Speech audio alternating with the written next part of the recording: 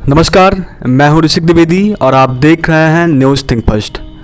आज हमारे साथ चर्चा के लिए मौजूद हैं एक ऐसे शख्स जो लगातार बस्ती के ग्रामीण और शहरी परिवेश के समस्याओं को लगातार उन समस्याओं की आवाज़ बने हुए हैं।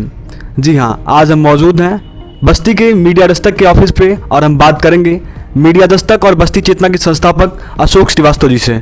सर, स्वागत है आपका। जी नमस्कार ऋषिक जी। सर, मेरा आपसे पहला प्रश्न है कि आपका जो पत्रकारिता का सफ़र रहा, आपने पत्रकारिता कहाँ से और किस विचारधारा के साथ से स्टार्ट की? देखिए ऋषिक जी, 1992 से मैं पत्रकारिता में सक्रिय हूँ। तकरीबन 30 साल होने को हैं और एक भी दिन ऐसा नहीं रहा जिस दिन मैं ड्यूटी पर नहीं रहा हूँ और जिस दिन मैंने पत्रकारिता छोड़ी हो। जहाँ तक पत्रकारिता की बात है तो मुझे लगता है कि पत्रकारों का काम है भारत के सशक्त लोकतंत्र में जो 3 स्तंभ हैं उन पर नज़र रखना, सामाजिक बुराइयों को उठाना, उनका समाधान भी ढूंढ के निकालना और अच्छाइयों को भी उजागर करना, लोगों को प्रोत्साहित करना। मुझे इस काम में बहुत आनंद आता है। शायद यही कारण है कि 30 साल से मैं अपनी भूमिका को बखूबी निभाता चला आ रहा हूँ। जी सर, आप लगातार बस्ती की आवाज़ बने हुए हैं। बस्ती में अगर कोई भी समस्या होती है तो लगातार आप उनके आवाज़ के रूप में काम करते हैं और आपने बस्ती की राजनीति को बहुत अंदर से देखा है। आप लगातार 23 सालों से बस्ती में पत्रकारिता कर रहे हैं, तो बहुत सारे नगर पंचायत अध्यक्ष आए और चले गए, तो उनमें से क्या राजनीतिक अनुभव आपका रहा? देखिए, बस्ती की राजनीति और विकास, राजनीति अब विकास के लिए नहीं की जा रही है। राजनीति में अब कोई आ रहा है तो उसका एक ही मकसद है कि उसके पास लग्जरी गाड़ियां हो, उसका खूब गजब का भौकाल हो और आलीशान मकान हो और करोड़ों रुपया अकाउंट में जमा हो उसके। आप बस्ती की तस्वीर देखिए, जा कर के किसी भी, चाहे ग्रामीण इलाके में चले जाइए, चाहे शहरी क्षेत्र में चले जाइए। मैं शहर में ज़्यादा रहता हूँ इसलिए शहर की बात उठाता हूँ। गड्ढों में जनता चल रही है। यहाँ पिछले कई वर्षों से सड़कों की मरम्मत नहीं हुई और जो हुई वो समय सीमा के भीतर ही सड़कें जवाब दे गई। मालविया रोड हो गया, आपका धर्मशाला रोड हो गया, ब्लॉक रोड हो गया और इन सड़कों से निकलने वाले जो संपर्क मार्ग हैं जो मोहल्लों में जाते हैं, बेहद ख़राब हैं। बंदरों और छुट्टा जानवरों का आतंक तो इस तरह कायम हो गया है कि लोगों ने अपनी गृहस्थी, अपनी दिनचर्या यानी अपनी लाइफ स्टाइल बदल ली है। हर जगह खतरा है। जहाँ भी निकलिए आप, बच्चियाँ स्कूल जाती हुई रास्ते में रुक रुक करके जानवरों के हटने का इंतज़ार करती हैं, तब जाती हैं। जाड़े के दिनों में छत पर बैठ करके धूप लेना, कपड़े सुखाना, अनाज सुखाना, ये सब बस्ती जनपद वासियों के लिए एक सपना हो गया है। जो पुरानी संस्कृति होती थी, लोग फुर्सत के क्षणों में छतों पर बैठते थे, कपड़े सुखाते थे और गेट टुगेदर होते थे, लेकिन वो सब कुछ आदमी भूल गया है। जानवरों का इतना ज़्यादा यहाँ आतंक है।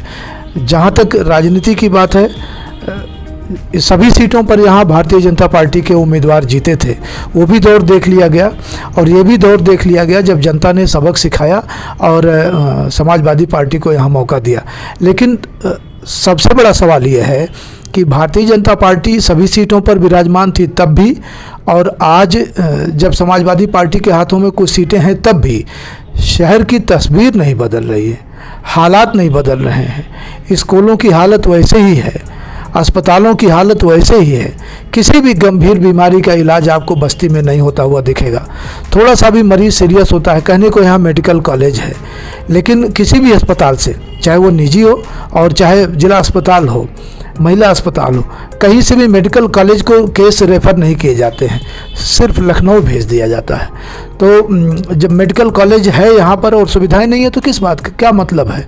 पहले जो अस्पताल थे उन्हें ही उच्चीकृत और सुविधाकृत करना चाहिए था। इसके बाद मेडिकल कॉलेज की कल्पना साकार करनी चाहिए थी। करोड़ों अरबों रुपए की लागत से भव्य इमारत बना करके खड़ा कर देने का मतलब विकास नहीं होता है। जब तक बुनियादी सुविधाएं जनता से नहीं जुड़ती हैं और उस जनता को नहीं मिलती हैं, तब तक विकास की बातें करना सिर्फ और सिर्फ बेमानी है। लगातार आप जनता से मिलते हैं, उनकी बातों को आवाज़ देते हैं, तो ऐसी कौन सी विचारधाराएं हैं, ऐसी कौन सी मुद्दे हैं जिनको जनता आप तक पहुंचाती है? देखिए ऋषिक जी, आपने सवाल अच्छा किया है। मैं जनता की बातें उठाता हूँ, मेरा काम है उठाना।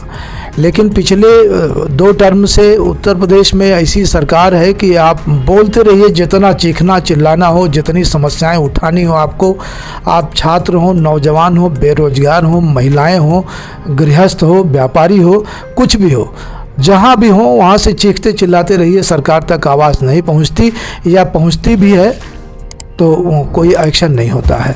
तो ये घोर निराशा है। सिर्फ जनता की आवाज़ उठाना हमारा काम है, हम उठाते रहते हैं, लेकिन इसका कोई असर नहीं दिखाई देता है। जनता की आवाज़ उठाने का मतलब, जनता की समस्याएं उजागर करने का मतलब कि तस्वीरें बदलनी चाहिए, लेकिन हालात जस के तस हैं। पिछली सरकारें थी तब भी और ये सरकार है तब भी। आप देख रहे हैं महिलाओं का उत्पीड़न किस हिसाब से हो रहा है, आप देख रहे हैं हत्याएं किस हिसाब से हो रही हैं। पहले 1-2 ऐसे मर्डर हो जाते थे, लेकिन अब तो परिवार के परिवार घर में घुस करके पूरा मार के साफ कर दिया जा रहा है लोगों को। अब हत्याएं नहीं, नरसंहार हो रहा है, रेप नहीं कहेंगे, रेप हो रहे हैं। और ऐसी ऐसी वारदातें सामने आ रही हैं कि कहने और सुनने में शर्म महसूस होता है। आखिर ये सब कब तक चलेगा, कब रोक लगेगी? योगी हो या मोदी हो, अखिलेश हो या राहुल हो, किसी की सरकार बने, कोई बुनियादी समस्याओं पर काम नहीं कर रहा है। लोगों को न्याय मिले, लोग सुखमय जीवन जिएं, महंगाई लोगों को कम परेशान करे, हर घर में रोजगार हो और किसी प्रकार का लोग तनाव न पाल रखें, तो ऐसा माहौल नहीं बन पा रहा है। लगातार आप जब रिपोर्टिंग करने जाते हैं तो आप नेताओं से भी मिलते होंगे जी। तो क्या अपने प्रश्नों को उन तक रखा? ऋषिक जी, ये भी सवाल बड़ा गंभीर है।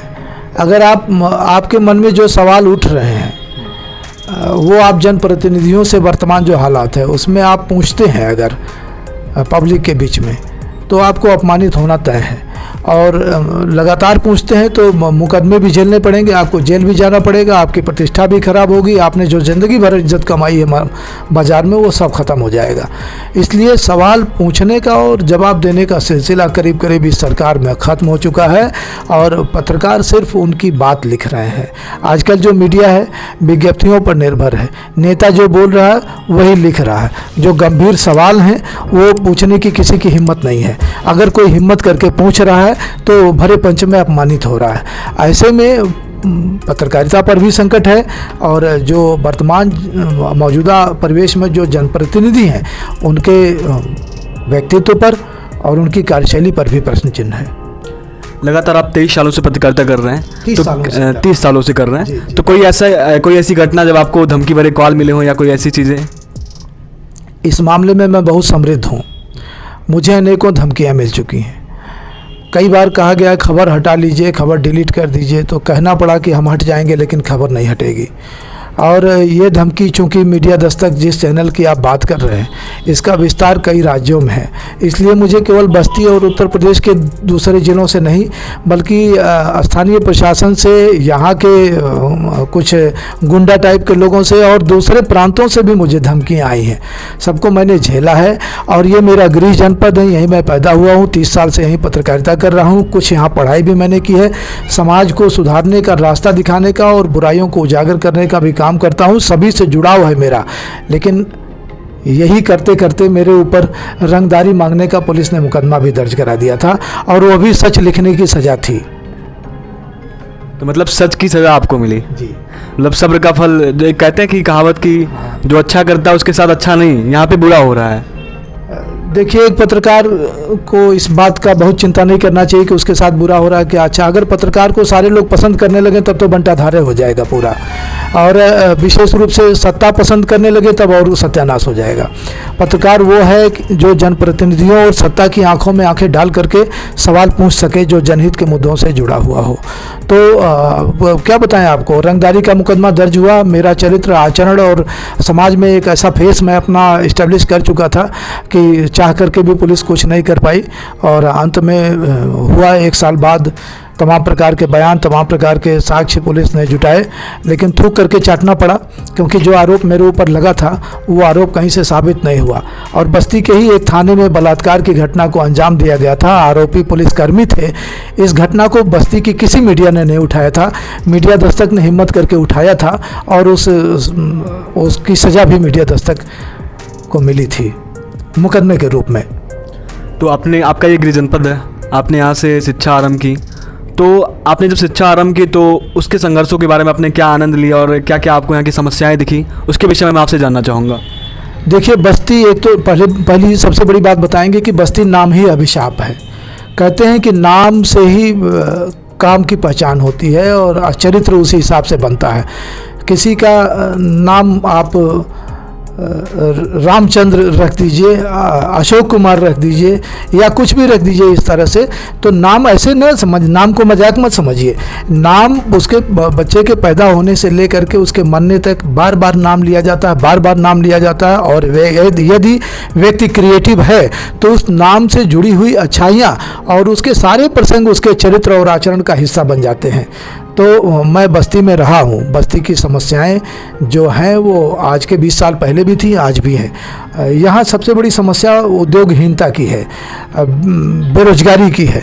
यहाँ आपको मिलेगा घर घर में, गांव-गांव में, हर मोहल्ले से लोग ऐसे मिल जाएंगे जो जाकर के गुजरात में, दिल्ली में, नोएडा में, गाज़ियाबाद में नौकरी कर रहे हैं 15 से 20 हज़ार 25 हज़ार रुपये के लड़के, और उनको यहाँ कोई रोज़गार नहीं मिल रहा है। तो पलायन सबसे बड़ी समस्या है। दूसरी समस्या बस्ती जनपद में, बस्ती जनपद क्या है, ये समस्या आम है और किसी भी ज़िले में आपको देखने को मिल जाएगी, ज़मीनों से जुड़ा हुआ विवाद। अभी आप पड़ोसी जनपद से देवरिया में आपने देखा है, भारी नरसंहार हुआ है। ज़मीन के एक टुकड़े की खातिर 6 लोगों की निर्मम हत्या कर दी गई और राजस्व कर्मचारी, पुलिस के कर्मचारी, सारे सब जान रहे थे कि उसमें कौन गलत है कौन सही है, लेकिन कई बार एप्लीकेशन देने के बावजूद लोगों ने गंभीरता से नहीं लिया और इतनी बड़ी वारदात हो गई। ये केवल एक एग्जाम्पल है, ये एक नज़ीर केवल है। उत्तर प्रदेश के सभी जनपदों में ऐसे हालात हैं और लोग बहुत बर्दाश्त कर रहे हैं क्योंकि उनको न्याय नहीं मिल रहा है। हर आदमी असलहा नहीं उठा सकता, हर आदमी कानून को हाथ में नहीं ले सकता, हर आदमी अपना चरित्र नहीं गिरा सकता, इसलिए लोग सहन करते हैं, कुंठा के शिकार होते हैं। तमाम लोग आत्महत्याएं कर लेते हैं और आत्महत्या नहीं करते, सर्वाइव भी कर लेते हैं। तो जिसको 80 साल जीना चाहिए वो 50 साल में मर जा रहा है। सरकार को इन बातों को ध्यान देना चाहिए कि ज़मीन से जुड़े मामले या अपराध से जुड़े मामलों का कोर्ट में समयबद्ध निस्तारण हो, युवाओं को नौकरी मिले, लोग तनाव से बाहर निकलें, महंगाई से थोड़ी राहत मिले, रहने के लिए सुरक्षित परिवेश हो, चलने के लिए ठीक ठाक सड़कें हो, इलाज कराने के लिए अच्छा अस्पताल हो, बच्चों के उज्जवल भविष्य के लिए एक बेहतर स्कूल हो। फिर क्या है, यही तो रामराज है। सर, आपने अभी एक स्मारिका के नाम से एक पत्रिका स्टार्ट की है जी। मैं अपने दर्शकों को दिखाना चाहूँगा पहले पत्रिका को। एक मिनट।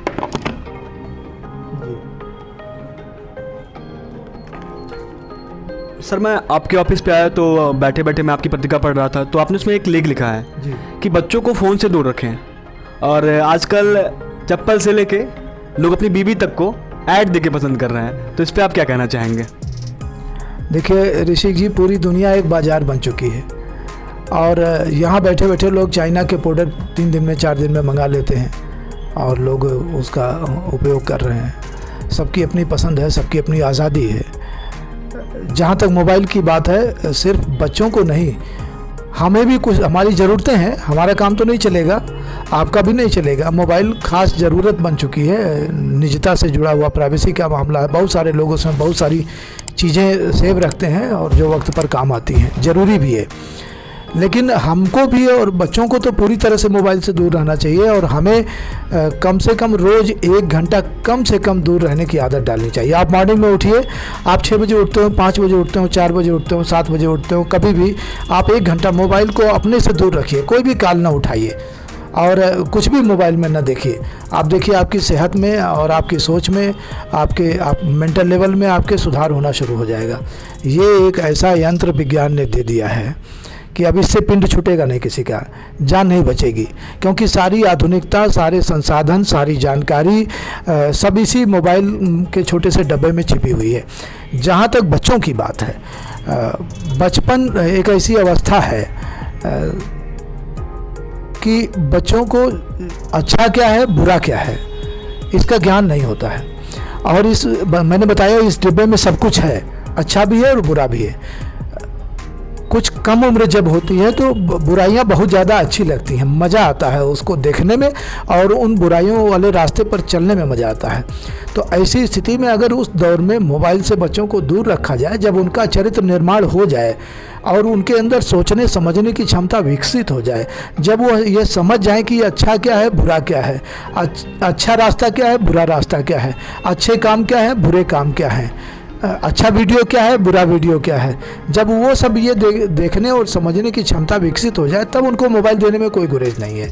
क्योंकि तब वो कोई भी कदम उठाएंगे तो सोच समझ के उठाएंगे कि हमें किस दिशा में जाना है। जब कम उम्र होती है तो बच्चे ये समझ नहीं पाते कि हमें किस दिशा में जाना है, हमारा लक्ष्य क्या है, और उस लक्ष्य में ये छोटा सा मोबाइल जो है कितना बड़ा बाधक बन सकता है। ऐसी स्थिति में आजकल आप देखते होंगे कि माँ बाप खुद मोबाइल बच्चों को देते हैं खेलने के लिए, घंटों उसमें बिजी रहता है बच्चा। वो बच्चे को मोबाइल में बिजी कर देते हैं और ख़ुद कहीं और बिजी हो जाते हैं। बच्चों के साथ टाइम स्पेंड नहीं करते हैं आजकल गार्जियन। वो रोए ना, चीखे ना, चिल्लाए ना, उनके काम में डिस्टर्ब ना करे, इस नाते लोग मोबाइल दे देते हैं, बच्चा एंगेज रहता है। और धीरे धीरे देखते वो इतना आदती हो जाता है कि उसके बगैर उसको नींद नहीं आती। मैंने तमाम बच्चों को देखा है कि मोबाइल में जब सॉन्ग लगा देते हैं, मोबाइल में जब कार्टून लगा देते हैं तो वो बच्चा देखते देखते सो जाता है।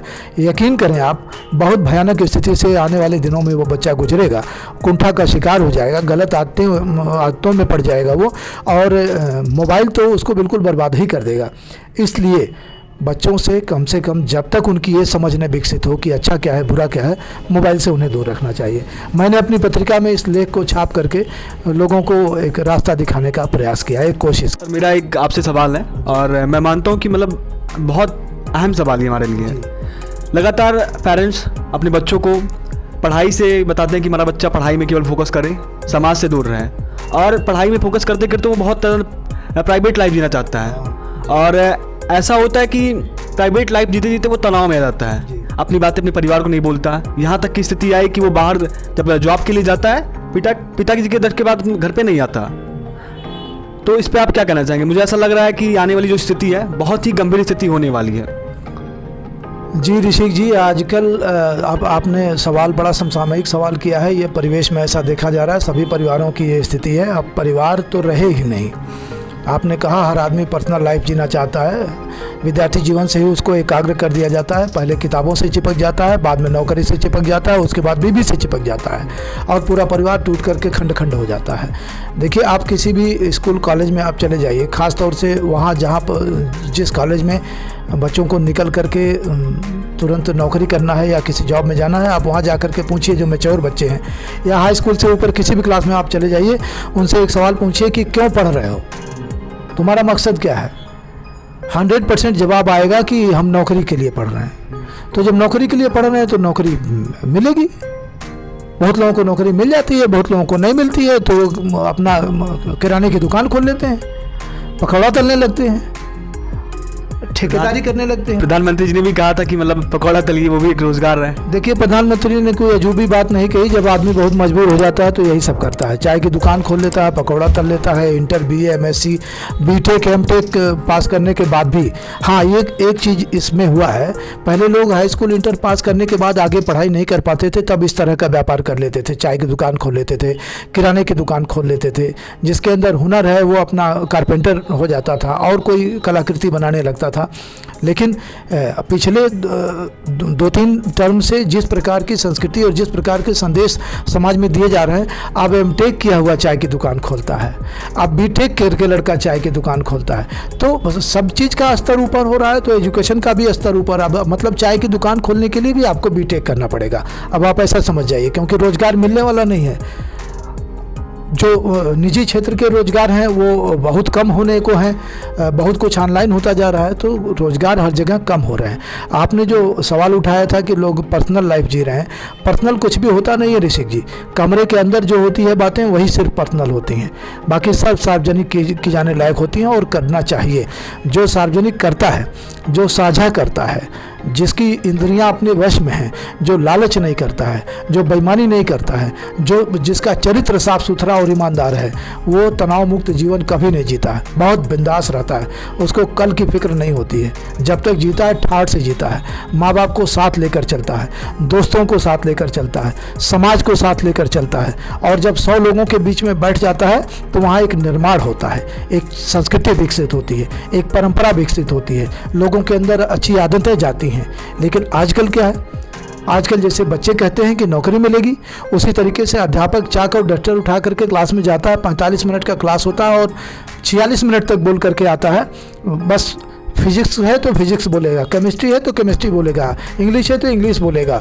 बाकी वो ना किसी के अंदर ये बातें हैं कि वो उसके संस्कार डाले, उसको उसके चरित्र का निर्माण करे, बच्चों से मिक्सअप हो, एक दूसरे को अध्यापक समझे कि एक आदर्श व्यक्ति कैसे हो सकता है, इस देश को एक अच्छे नागरिक, सुयोग्य नागरिक की ज़रूरत होती है, वो कैसे बिल्ड कर सकता है।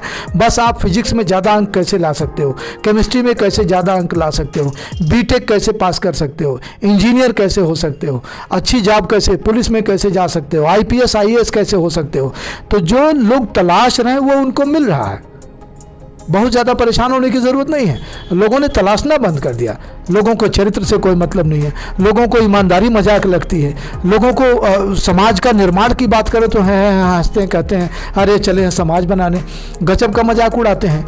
जो कुछ करना चाहता है उसके ऊपर भी हंसते हैं, खुद तो करते नहीं। तो अब आप किस सुधार की और किस बेहतरी की उम्मीद करते हैं? विशेष रूप से प्रभावित इससे युवा पीढ़ी हो रही है। क्यों? आपने बस्ती में नाम लिया, यूपी में आपने नाम लिया कि लड़के तैयारी वाले जो करने वाले होते हैं वो बाहर चले जाते हैं, पलायन कर जाते हैं। उनको आपने मुझसे राय लिया कि उन्हें क्या करना चाहिए। तो यूपी में तो एक बहुत बड़ा रोजगार है, यूपी कितना नेता कौनों राज्य में नहीं है, और आप एक नेता के पास 8 गाड़ी होती है कम से कम, और 8 गाड़ी में 5-5 आदमी बैठते हैं, 40 लोग रोजगार पाए हुए हैं। एक नेता 40 लोगों को रोजगार पाया दिया हुआ है।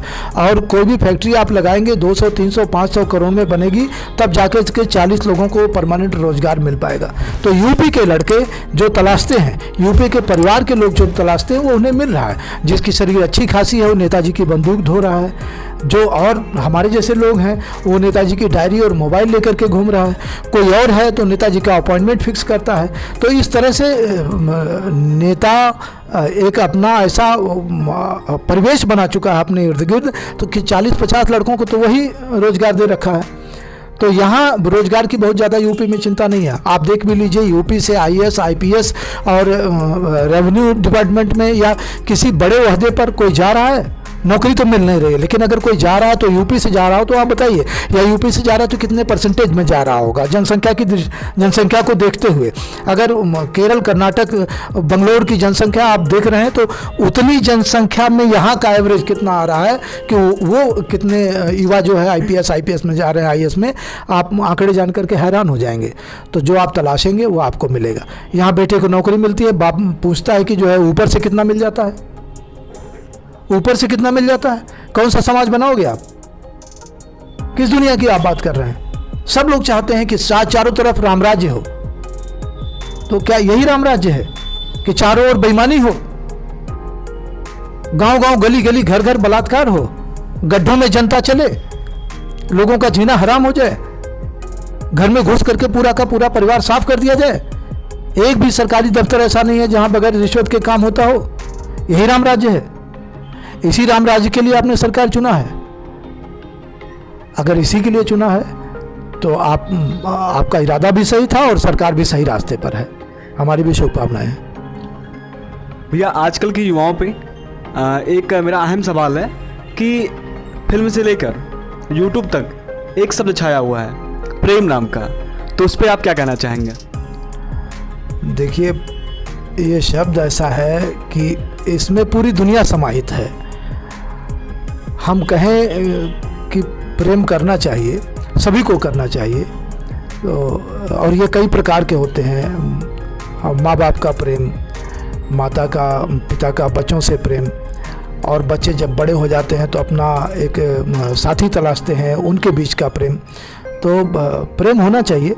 प्रेम के बीच में कई दीवारें होती हैं, कई बार ऊंच नीच का होता है, कई बार भेदभाव का दीवार खड़ा हो जाता है, कई बार ये हो जाता है अमीर गरीब का दीवार खड़ा हो जाता है।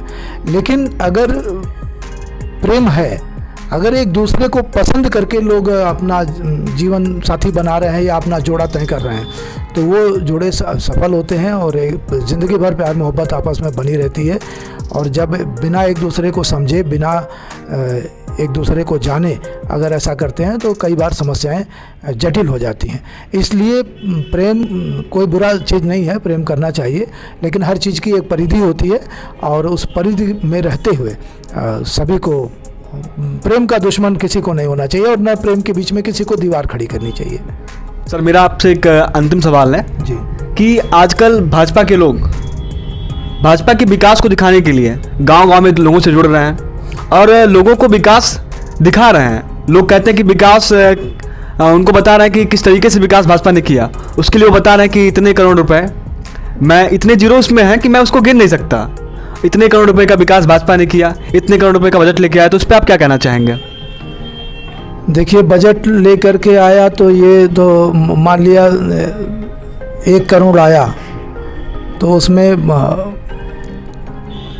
10 लाख तो उनका भी है ना। तो बजट लाना कोई विकास करना नहीं है।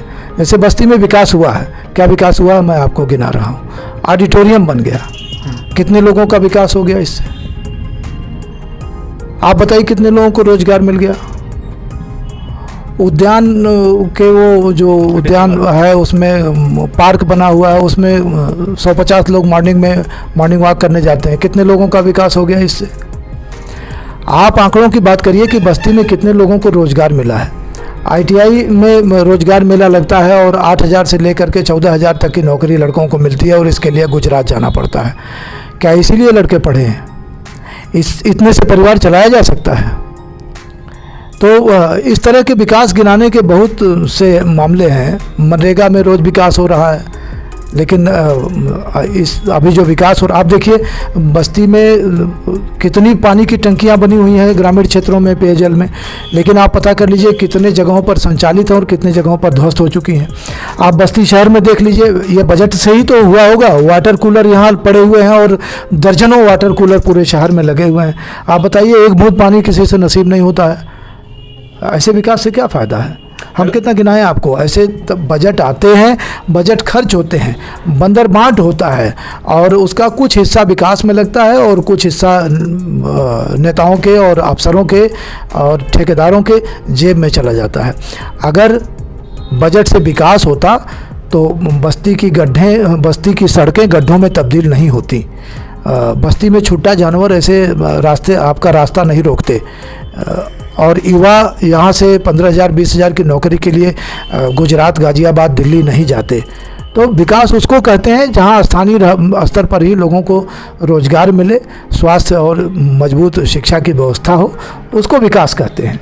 तो जो ये करोड़ों रुपए भेज रहे हैं, ये जा कहाँ रहा है? ऐसे मतलब कांग्रेस पार्टी के राजीव गांधी जी ने कहा था कि मैं इतना रुपया भेजता हूँ और यहाँ तक इतना रुपया जनता तक पहुँचती है। और जब मैं ये सवाल भाजपा के कार्यकर्ताओं से पूछता हूँ तो लोग कहते हैं कि अब प्रधानमंत्री जी डायरेक्ट खाते में पैसा दे रहे हैं। जो वर्तमान में हालात और तस्वीरें हैं उसके लिए केवल भाजपा जिम्मेदार नहीं है। भाजपा कुछ अलग नहीं कर रही, जैसे लोगों ने किया था वैसे ही कर रही है। बस भाजपा के पास एक नया कैसेट है हिंदू का, हिंदू धर्म का, हिंदू मुसलमान का, हिंदुस्तान पाकिस्तान का और सनातन का। भाजपा इसका संरक्षण कर रही है। भाजपा के पास यही एक अलग से है। बाकी जो भाजपा के पास है वही कांग्रेस के पास था, वही समाजवादी पार्टी के पास था। बुनियादी स्तर पर काम नहीं होते हैं। बजट आता है, खर्च होता है, लोग गिनाते हैं कि इतने करोड़ रुपए आए, लेकिन उससे हालात बदलने चाहिए। बजट गिनाने से क्या मतलब है? आप बताइए, अभी नीचे सड़क के आप चले जाइए, देख लीजिए डिवाइडर सड़क में किस तरह टूटे हुए हैं। आप 7 बजे शाम को जरा बाइक लेकर के, 8 किलोमीटर का शहर है, बहुत लंबा नहीं है, 8 किलोमीटर के दूरी में अगर 1000 रोड लाइटें लगी हुई हैं, स्ट्रीट लाइटें लगी हुई हैं, तो उसमें 700 जो है लाइटें ख़राब होंगी। रोड पे जो रोड सिग्नल लगा हुआ है, जो ट्रैफिक सिग्नल लगा है, वो बरसों से ख़राब पड़ा हुआ है। कौन सा विकास कर रहे हैं आप? क्या मतलब है इसका? जाम से राहत नहीं मिली जनता को? कहाँ दुकानें बनी हुई हैं कि 1000 लोगों को रोजगार मिल गया, लोगों ने नौकरी नहीं मिली तो लोग दुकान करने का भी मौका। जो अपनी पूंजी लगा करके खुद दुकान करना चाहते हैं उनके लिए मार्केट नहीं है, उनके लिए स्थान नहीं है, उनके लिए माहौल नहीं है उस तरह का, इसलिए लोग पलायन कर रहे हैं, भाग जा रहे हैं और लोग विकास की बातें करते हैं। सर मेरा आपसे एक सवाल है कि लोकसभा चुनाव 2024 नज़दीक आ रहा है जी। और अगर बात बस्ती का करें तो बस्ती में होल्डिंगें सज चुकी हैं, बाजे बज चुके हैं, जी। तो बस्ती का दुल्हा कौन बनने वाला है? देखिए ऋषिक जी, परिवेश बहुत काफ़ी बदल चुका है और पिछले 10 सालों से जनता जिसे देख रही है उससे काफ़ी निराश हुई है। आप बीच बीच में जो उपचुनाव हुए हैं और जो स्थानीय निकाय के चुनाव हुए हैं उसमें जो परिणाम आए हैं वो उससे जो वर्तमान में सत्ताधारी दल है उसको सतर्क होना चाहिए और हमको आपको ये अनुमान भी लगा लेना चाहिए कि आने वाला दिन परिवर्तन का दिन होगा, क्योंकि आपने देखा कि पिछले 10 सालों से बस्ती के जहाँ तक हालात हैं इसमें कोई परिवर्तन नहीं हुआ। प्रचंड मतों से जनता ने चुनाव जिताया, सभी सीटों पर भारतीय जनता पार्टी के उम्मीदवार जीते, लेकिन शहर से लेकर देहात तक जैसी समस्याएं थी वैसी ही आज भी बनी हुई है। जहाँ तक 24 के तस्वीर की बात है तो आप जान रहे हैं कि पूरे देश में जो है जो सत्ता में इस वक्त पार्टी है उसको लेकर के तमाम सवाल खड़े हुए हैं, जैसे महंगाई कम करने में, युवाओं को रोजगार देने में, मणिपुर जैसी समस्याओं का हल ढूंढने में ये सरकार पूरी तरह से नाकाम रही है। तो निश्चित रूप से जनता एक मजबूत विकल्प चाहती है। अब जो सामने विकल्प है वो कितना मजबूत होता है चुनाव आने तक इस पर निर्भर करता है। जहाँ तक बस्ती के माहौल की और बस्ती के संभावनाओं पर आप मुझसे मेरा वक्तव्य जानना चाहते हैं तो मैं आपको बता दूं कि यहाँ ऐसा माहौल तैयार हो चुका है कि आने वाले 2024 के लोकसभा चुनाव में सत्ताधारी दल को समाजवादी पार्टी से नाको चने चबाने पड़ेंगे। अभी आप सुन रहे थे मीडिया दस्तक और बस्ती चेतना के संस्थापक अशोक कुमार श्रीवास्तव जी को। धन्यवाद।